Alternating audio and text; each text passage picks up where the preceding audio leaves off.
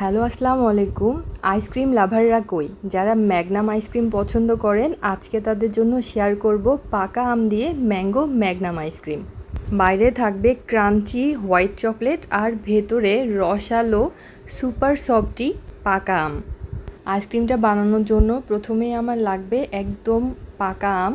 তো আমি এখানে আম্রপালি আম নিয়েছি। আম্রপালি আম এভাবে কিউব করে একটা ব্লেন্ডার জারে নিয়ে নিচ্ছি।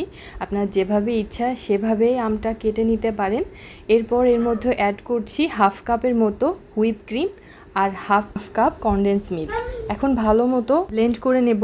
আজকে আইসক্রিম বানানোর জন্য আমি একটা সিলিকন মোল্ড ইউজ করেছি। এটা 4 চেম্বারের একটা সিলিকন মোল্ড। এর মধ্যে কাঠিটা প্রথমে ঢুকিয়ে নিচ্ছি, এরপরে ব্লেন্ড করা আমের মিশ্রণটা এর মধ্যে দিয়ে দিচ্ছি। তো সবগুলো সুন্দর মতো দিয়ে দিব। এরপর কিছুক্ষণ ট্যাপ করে নেব যাতে করে ভালো মতো সেট হয়ে যায় এবং এটা ফ্রিজে রেখে দেব 7 থেকে 8 ঘন্টার জন্য বা ওভারনাইট। যখন এটা ভালো মতো সেট হয়ে যাবে সে পর্যায়ে আমি এখানে হোয়াইট চকলেট নিয়েছি। আমি এখানে ব্লুবেলের হোয়াইট চকলেটটা নিয়েছি। এটা চাকু দিয়ে একটু কেটে নিচ্ছি যাতে করে মেল্ট হতে সুবিধা হয়। এরপর একটা কাচের মিল্ক প্যানে আমি চকলেটগুলো নিয়ে নিচ্ছি। এখন একটা পাত্রে প্রথমে পানি দিয়ে দিয়েছি, তার মধ্যে এই পাত্রটা অর্থাৎ ডাবল বয়েলিং সিস্টেমে আমি চকলেটটা মেল্ট করে নেব। যখন একটুখানি মেল্ট হবে তখন এখানে কুকিং অয়েল দিয়েছি 1 টেবিল চামচের মতো। এতে করে চকলেটটা ভালো মতো মেল্ট হবে এবং এরকম একটা লিকুইড টাইপের কনসিস্টেন্সি হবে।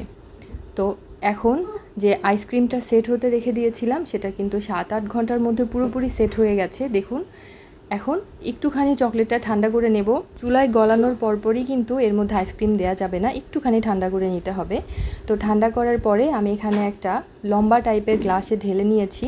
এখন জমানো আইসক্রিমটা এই চকলেটের মধ্যে ডিপ করে নিয়ে হাতে কিছুক্ষণ রাখলেই কিন্তু সুন্দর মতো চকলেটটা সেট হয়ে যাবে। দেখুন কি সুন্দর মতো চকলেটটা সেট হয়ে গেছে।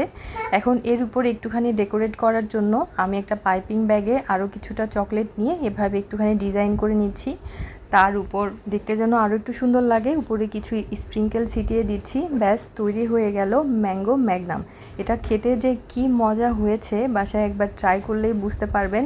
আর একবার চকলেট কিনলে কিন্তু এটা আপনি চাইলে যে কোনো টাইপের আইসক্রিম কেক বানাতে বারবার ব্যবহার করতে পারবেন।